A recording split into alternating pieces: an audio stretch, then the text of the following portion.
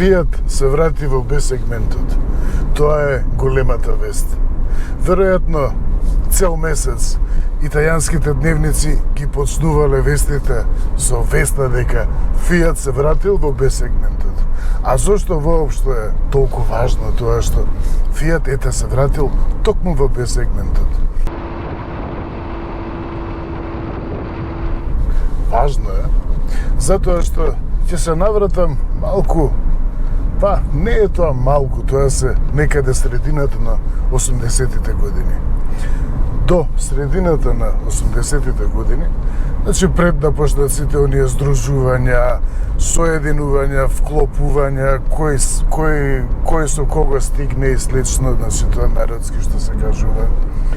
Фиат беше најголем производител на автомобили во Европа.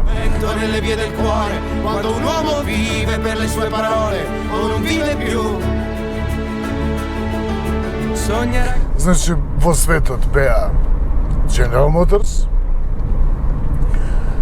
банкротиран во средината на 2000-тите години патем, да не забораваме, и беше Ford, кој што сега се губи од европскиот пазар. Фиат беше трет во свет, прв во Европа. Немаше производител на автомобили во Европа кој што продаваше повеќе и кој што го привлекуваше вниманието повеќе. B-сегментот Фиат го напушти со еден многу успешен модел со Punto.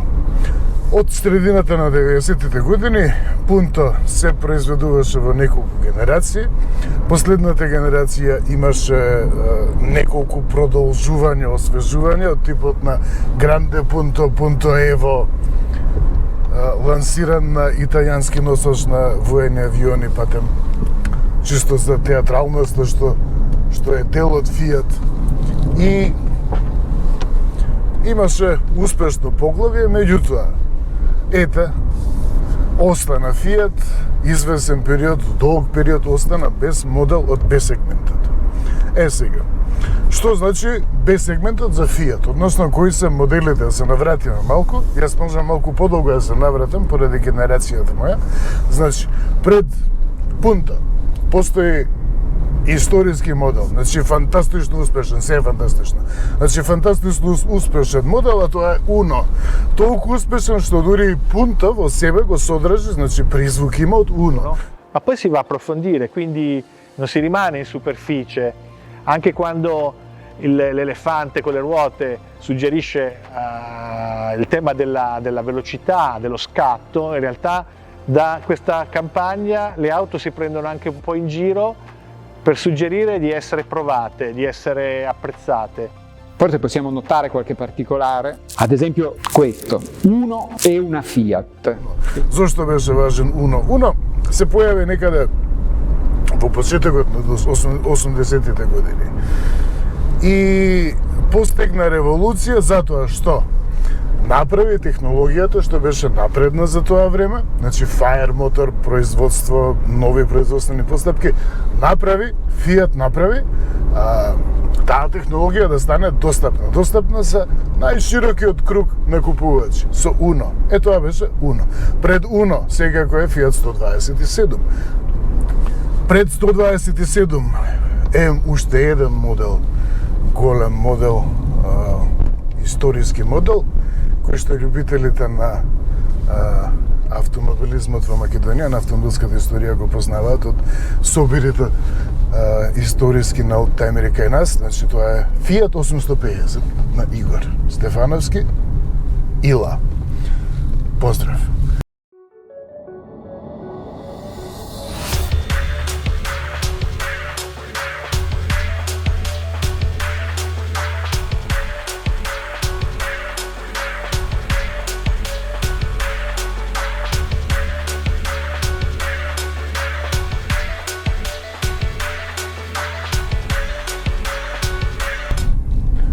А тој Фиат 850 е изведен од Фиат 600. И пак се врти во круг. Значи, како и се друго, жените ќе кажат дека модата постојано се врти во круг, па етика автомобилите се врти вокруг. Еве го пак 600. Иако имаше едно поглавје во кое што Seicento изгледаше и поразлично од ова изгледа тотално поразлично, тотално е друга приказната. А тоа што Fiat се враќа во B-сегментот со Fiat 600, тоа значи пополнување на местото кое што некогаш му припаѓаше на Punto. Јас тоа го водам како времето на Punto и Polo, значи тоа се успешните години на автомобилскиот пазар кај нас, златните години. Fiat 600, условно кажано, е наследник на Punto. Условно затоа што ова е SUV, затоа што е 20-тина, односно 15-тина сантиметри подолг од Punto, повисок, со голем клиренс, значи SUV. Зошто Fiat направи SUV место класична комби лимузина на која што сите ќе ја препознаат како наследничка на Punto. Зошто? Затоа што тоа е најпродаваниот сегмент, најпродаваниот вид и класа на автомобили на европскиот пазар веќе известно време наназад. Значи тоа се моделите од B-SUV сегментот.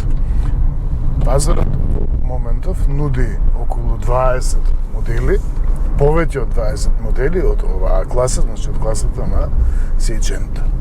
И тоа се модели кои што го премостуваат тој простор меѓу класичните комби лимузини од B-сегментот, значи меѓу Punto и меѓу C-сегментот, меѓу класичните комби лимузини од компактната класа. Зошто? Затоа што се големи колку компакт, значи нудат семејна практичност, искористливост на компакт, дури и повеќе секако, значи има SUV, има голема функционалност. Меѓутоа со цената малку отстапуваат од комби лимузините, од класичните лимузини и тоа ги прави привлечни, тоа ги прави најпривлечни. Тоа е тоа што најмногу се продава, се бара на европскиот пазар. И колку и да фрламе сега со дрва и камења по сега веќе сменетиот извршен директор на концернот Stellantis, на Карлос Тавареш, португалецот Карлос Тавареш, кој што практично од почетокот го водеше, од почетокот во 2021 година го водеше Stellantis па се до декември 2024, значи одлично го водеше.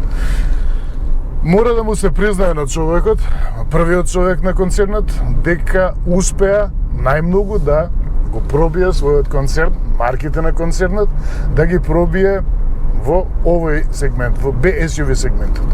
Платформата за Fiat Seicento е CMP платформата на Fiat, односно на Stellantis, и тоа е истата платформа која што ја користат и еве сега во декември имаше премиера македонска Alfa Romeo Junior, која што ја користи и Jeep Avenger.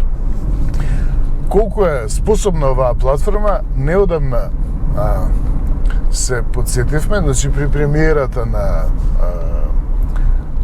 Junior, на Alfa Romeo Junior, постои и електрична изведба од Alfa Romeo Junior, значи чисто електрична изведба, да, постои блага хибридна изведба, исто е како оваа. Меѓутоа постои и целосна електрична изведба. Во почетокот беше планирано таа изведба да нуди 240 конски сили, меѓутоа инженерите на Fiat и продукт менеджерите заклучија дека има уште резерва во оваа платформа и го поместија, значи, моќноста на Alfa Romeo Junior во врвната изведба, во Veloce изведбата, ја поместија на 280 конски сили. Значи, тоа е оваа платформа која што ја возам долу. Fiat го рекламира Seicento како 500, значи 500 плюс 100. Што значи тоа? 500, значи основата е од дизајнот, целата идеја, значи се во дизајнот е 500-ка. тоа што го користи како основа за имиджот 600-кава, потекнуваат 500-ка, меѓутоа има плюс 100.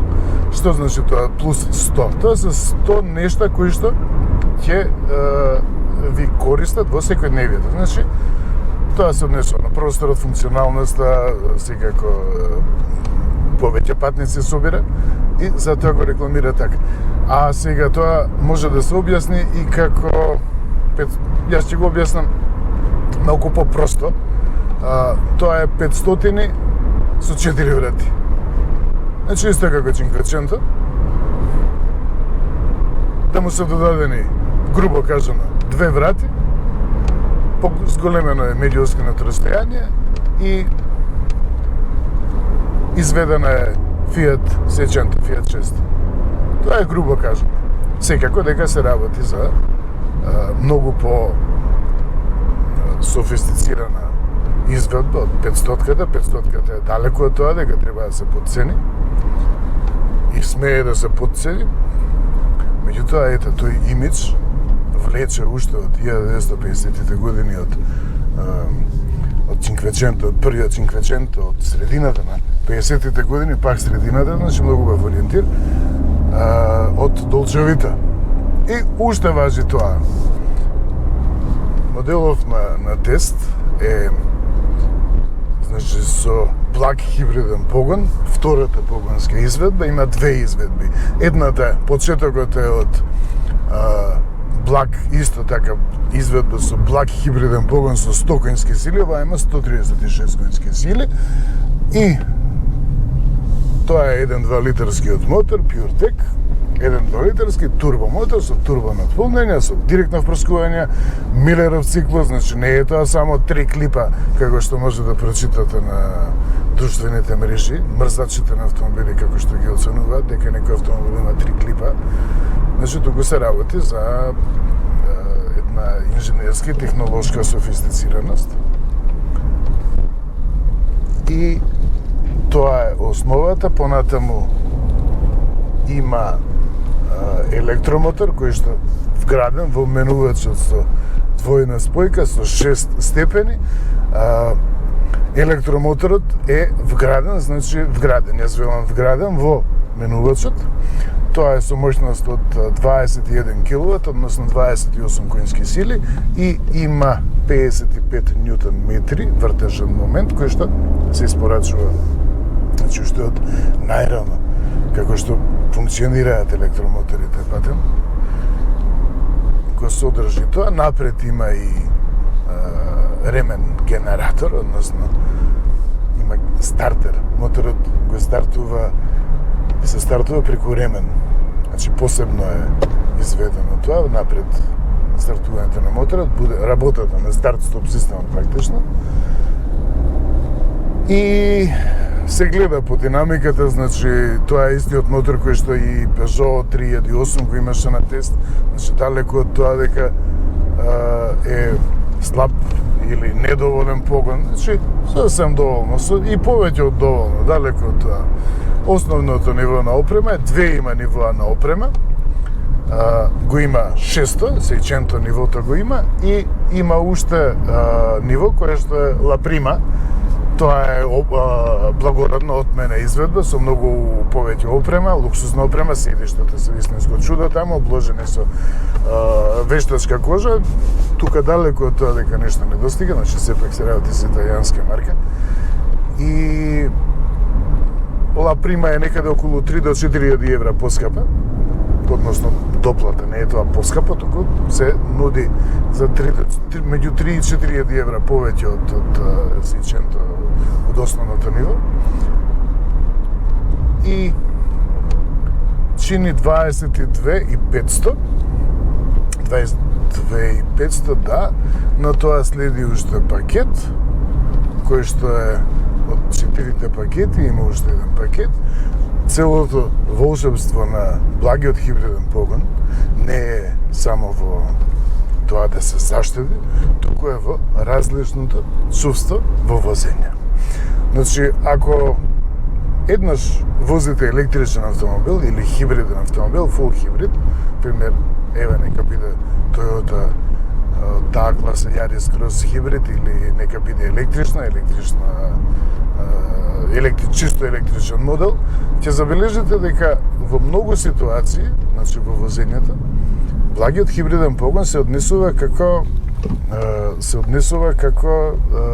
добро, малку тесно разминување, покажува карактер на електричен автомобил, значи автомобил со електричен погон. И тоа е тоа што се допаѓа. Значи, и без да понуди некоја голема заштеда, а нуди заштеда осетна во потрошувачката, тоа што привлекува кај хибридниот погон е и различното чувство во возењето. Пријатното, убавото, свежото, различно. Значи, многу е разновидна жив погонот. Значи, ќе ве изненади, на моменти ќе ве изненади, ќе ви се допадне нешто. Сум изненадување во позитивна смисла, дека ќе повлече, во таква смисла, дека ќе изненади. И тоа го прави, тоа ја прави допадливост, целата допадливост на Fiat сечент со благ хибриден погон.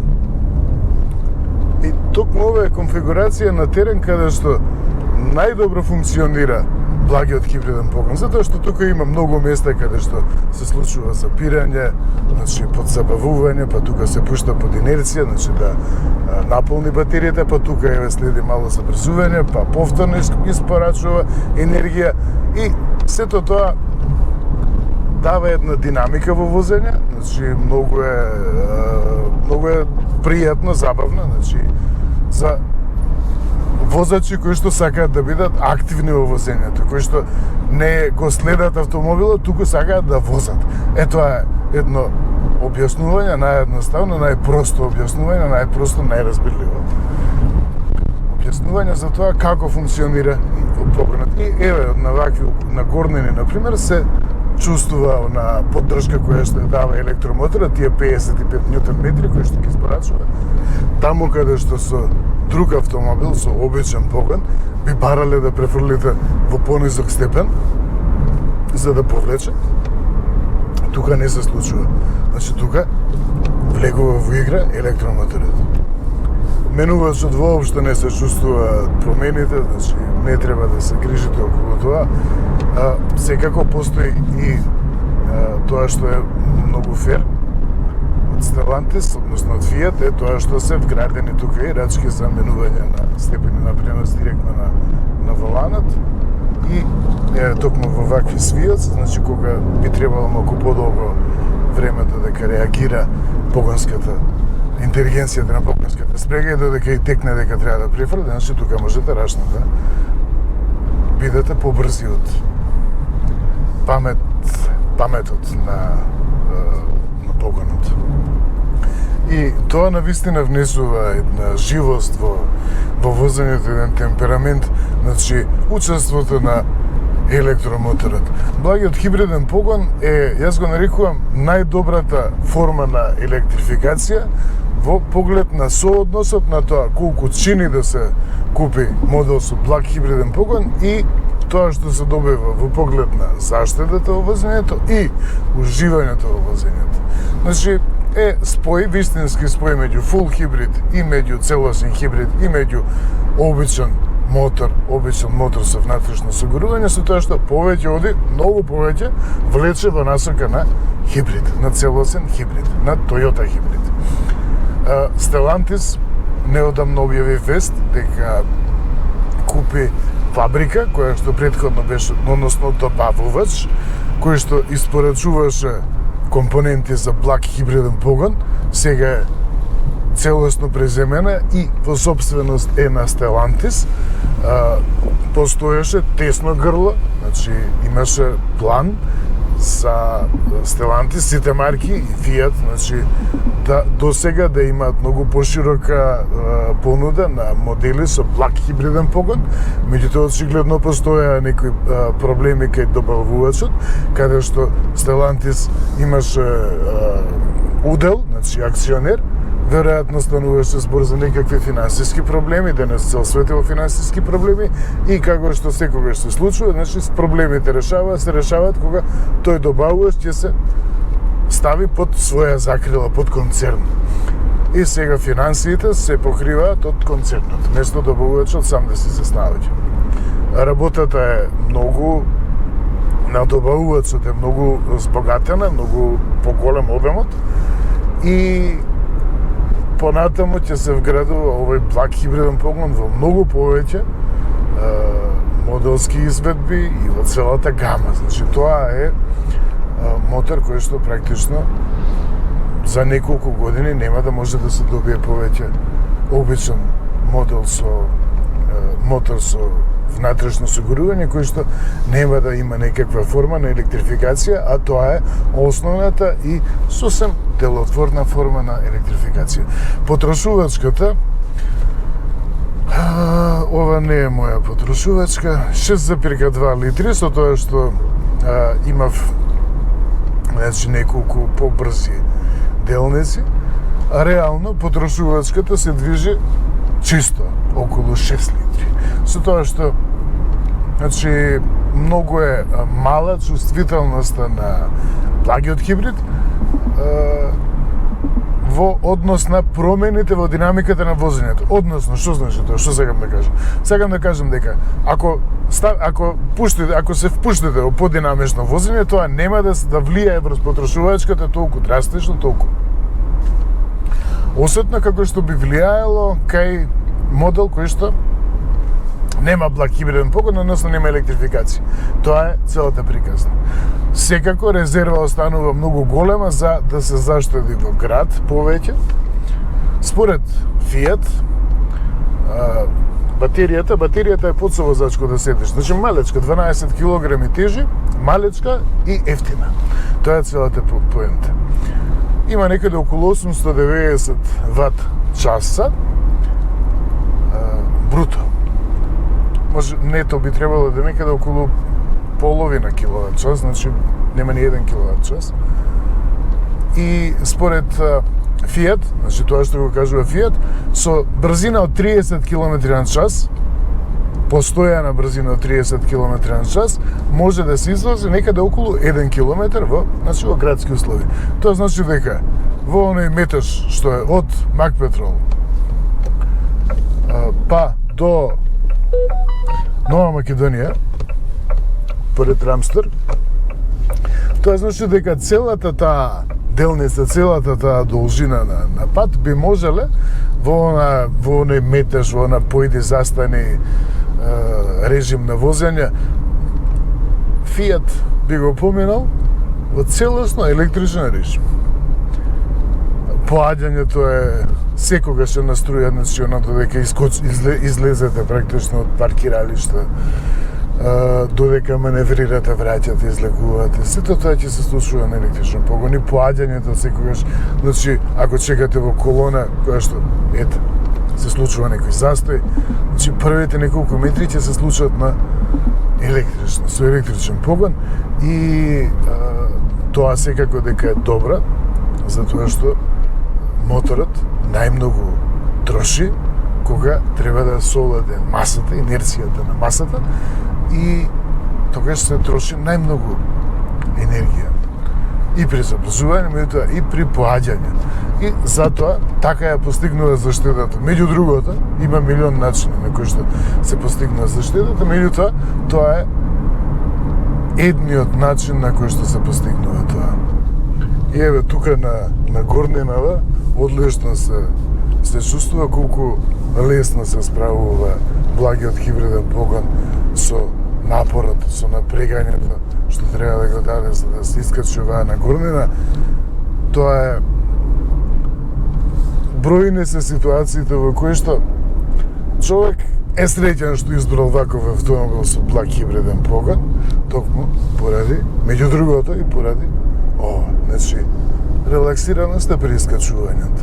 Ја има секако, ја има поддршката од турба над полнењето, меѓутоа за тоа се потребни малку повеќе вртежи, меѓу другото има и променлива геометрија на турбината. Меѓутоа додека реагира турбината, секако е потребно малку повеќе вртежи. Ево тој простор додека качи вртежи на моторот, тука се покажува на дело електромоторот и тоа е тој што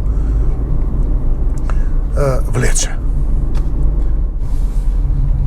И како и секој хибрид, така и овој хибрид на долнината создава, значи, залетот надолу, го претвора во електрична енергија, најодноставно кажано, најразбирливо, која што понатаму ќе се искористи за кога ќе дојдам долу на крстосницата, значи делот таа енергија која што се насобрала за при спуштањето ќе се искористи за да појдам од крстосницава напред.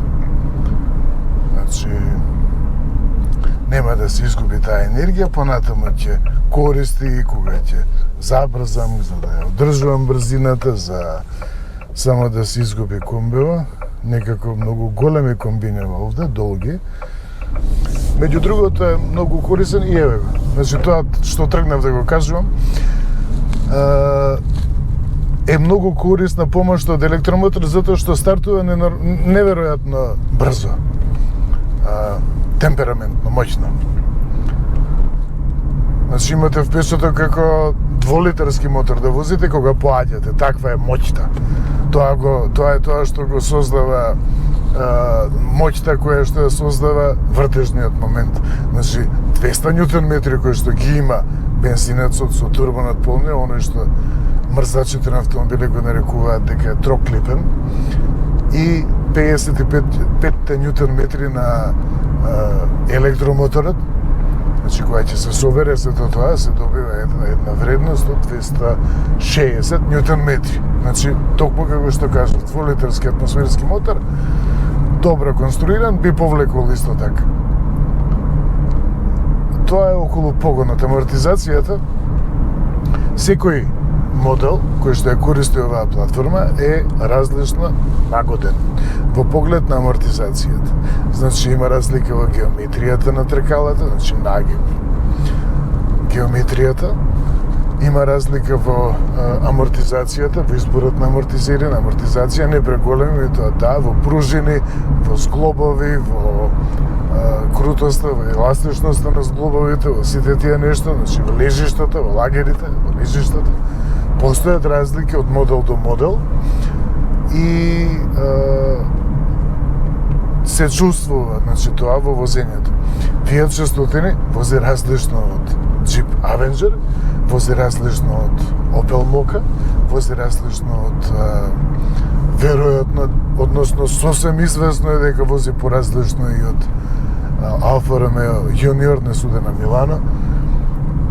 Така што впечатокот дека исто возат сите автомобили, сите модели кои што се изведени врз CMP платформата е значи погрешно.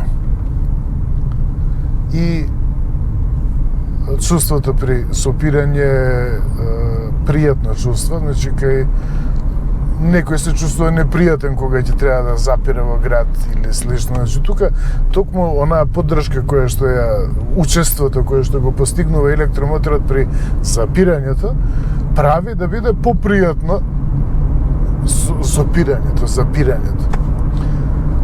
Значи и тоа, дури и во тоа се чувствува благиот хибриден погон.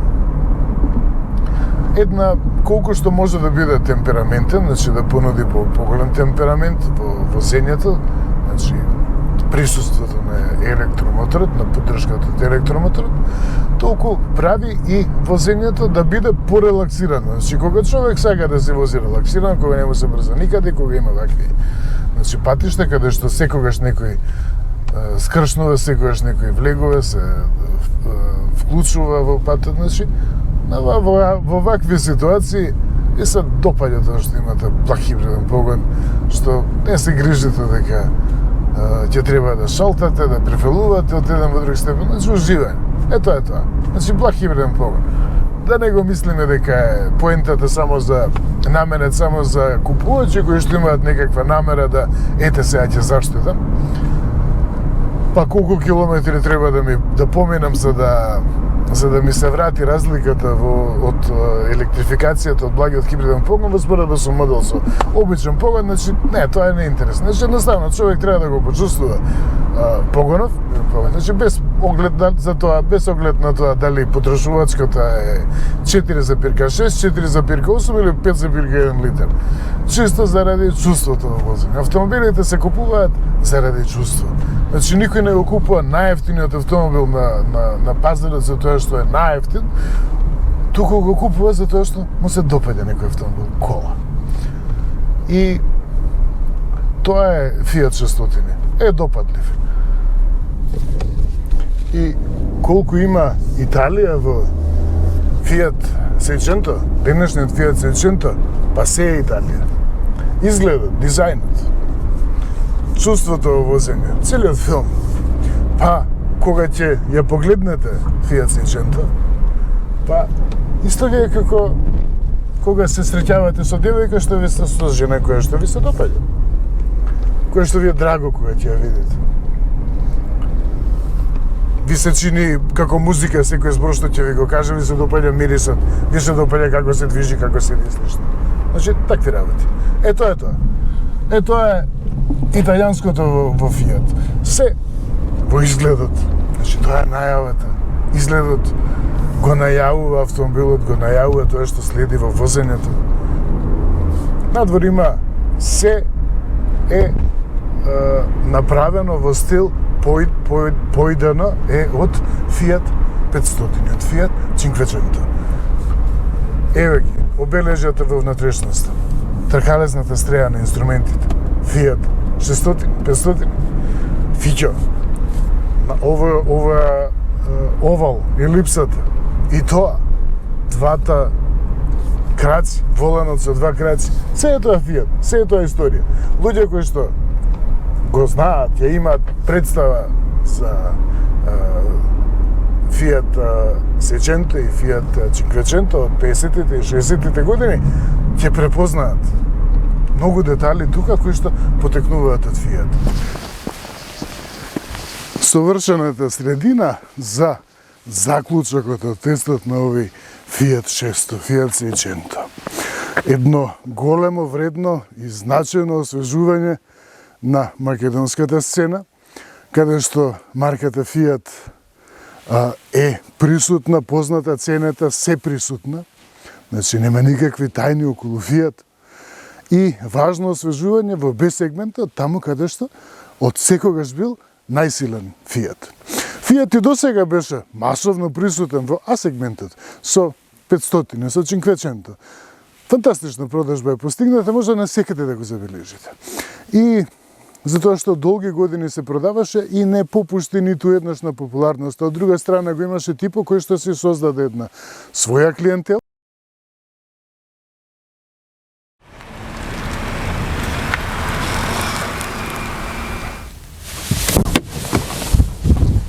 Ето така, на сонце.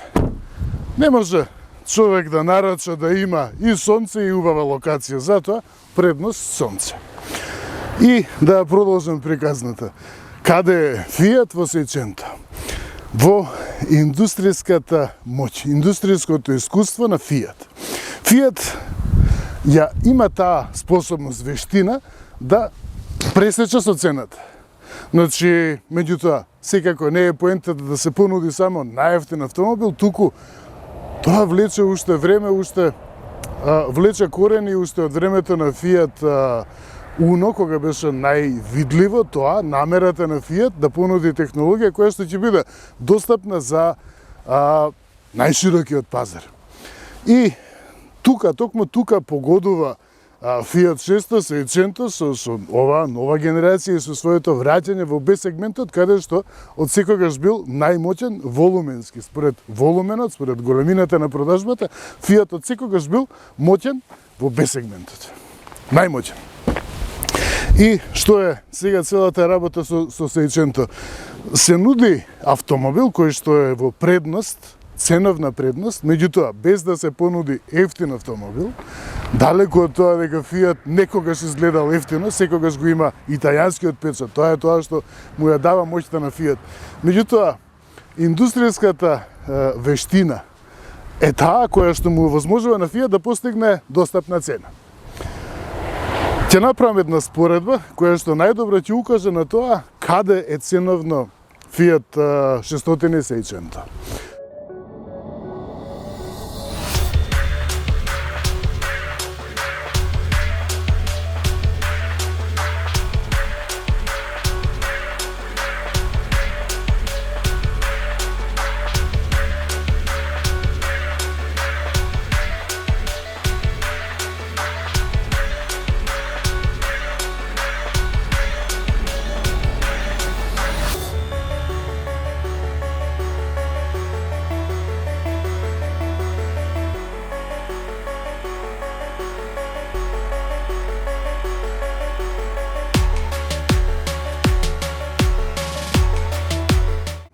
И тоа е моќта. Значи, самиот хибриден погон, благиот хибриден погон, чини некаде околу 2000 евра, тоа е просек. Јас ќе речам дека во продажба тоа индустријски, значи индустриската цена е некаде 2000 евра. Тоа е трошокот за производителот, во продажба би било над 2000, меѓу 2000 и 2500 евра.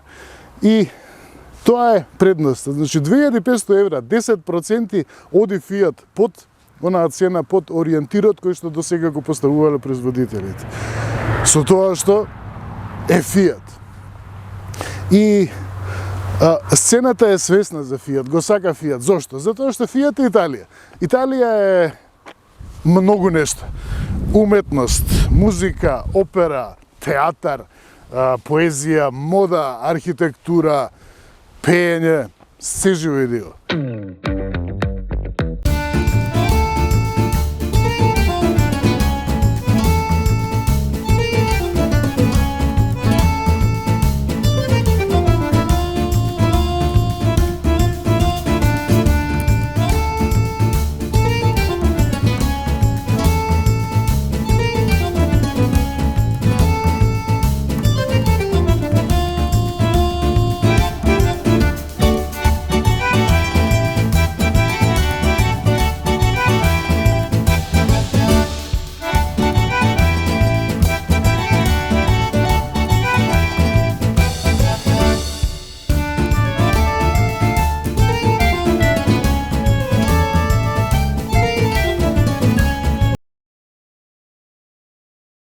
И на луѓе им се допаѓа тој печат, тоа присуство на Италија во Фиат, во најиталијанската од сите италијански марки.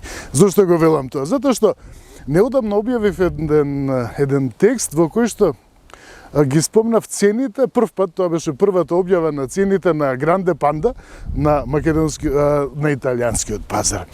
И најдена фантастична читаност, значи тоа се преку 5000, можеби до сега се веќе 6000 од кога ќе биде пуштено видеото, можеби ќе бидат веќе 6000 прегледи, тоа за македонски услови, на автомобилската цена е фантастично многу. И тоа покажува колку всушност сцената го чека овој модел, овој Фиат. Околу цените, ценовникот за Фиат 600 почнува од 22.500 евра.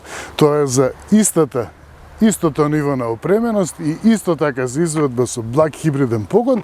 Разликата е во тоа што основната моделска изведба доаѓа со мотор со 100 конски сили, додека тука се 136 конски сили. Разликата е главно во притисокот на надполнење, односно тука се дозволува повисок притисок на надполнење и така се постигнува таа моќност од 136 конски сили. Разликата е 700 евра, значи од 22.500 евра за основната моделска изведба, значи за моделот од почетокот на ценовникот до оваа изведба е 700 евра. Толку се тие 36 конски сили чинат повеќе. Во поглед на нивоата на опременост, Фиат нуди две нивоа. Ова, кое што далеку од тоа дека би можел да го наречам како основно ниво, затоа што има веќе се, и има второ ниво, кое што се води како Ла Прима. И чини околу 3500 евра, грубо, 3400 чинам дека над ова, 3400 евра. Сите погонски изведби се достапни, секако и таа со 100 и оваа со 136 и електричното, значи има и целосно електрична изведба. Во дополнителната опрема нема избор на единечни ставки од типот на автоматска клима или собирање на ретровизори, туку сите тие ставки кои што се функционално или стилски или технолошки слични, се собрани во пакети со цел да се понудат поевтино. Тоа е, така функционира денес браншата, значи поевтино е да понуди цели пакети отколку да нуди единечни ставки, што го поскапува производството и е безсмислено денес. Кога се брои секое евро при производството на еден автомобил. Во тест возилово е вграден само еден пакет, тоа е тек пакетот, значи техно пакетот, каде што носачката ставка е адаптивниот, приспособливиот темпомет, кој што автоматски подсопира кога подзабавува сообраќајот пред вас и автоматски забрзува кога возилото пред вас забрзува, значи кога се вози во некој си метеж и слично, што е многу корисна ставка, значи да не објаснувам околу тоа, има подпирач за рака и слично. Автоматската клима, значи е во друг пакет, меѓутоа ништо не недостига тука.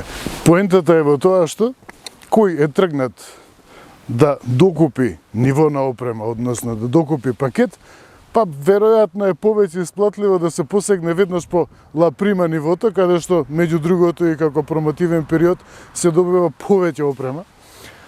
Значи, директно се посегне по ла прима. Автомобилот секако ја има таа зрелост и вреди да се инвестира, да се вложи во него. Барем кај нас тоа е автомобил од класа која што трае. Значи го напоменам тоа честопати како трајно решение. Ние на македонскиот пазар купуваме автомобил па за децении да трае. Значи избираме автомобил и го возиме и додека не му исцедиме се од него. И ова е такво погодно автомобилче. За време на тестот забележував колку има пунтовци во сообраќајот. Значи тоа се илјадници автомобили кои што се продадени во златните времења од 95 година па до 2010 година, кои што се продадени во фантастичен број, тоа се неколку илјади, па не би претерал ако се и повеќе од 5000 возила продадени. И ете ги тие по улица, се возат, се одржуваат, едноставни за одржување и ете им го наследникот. И ќе заклучам со следното. Фиат 600 ни ги враќа вистинските вредности на македонскиот автомобилски пазар. Толку.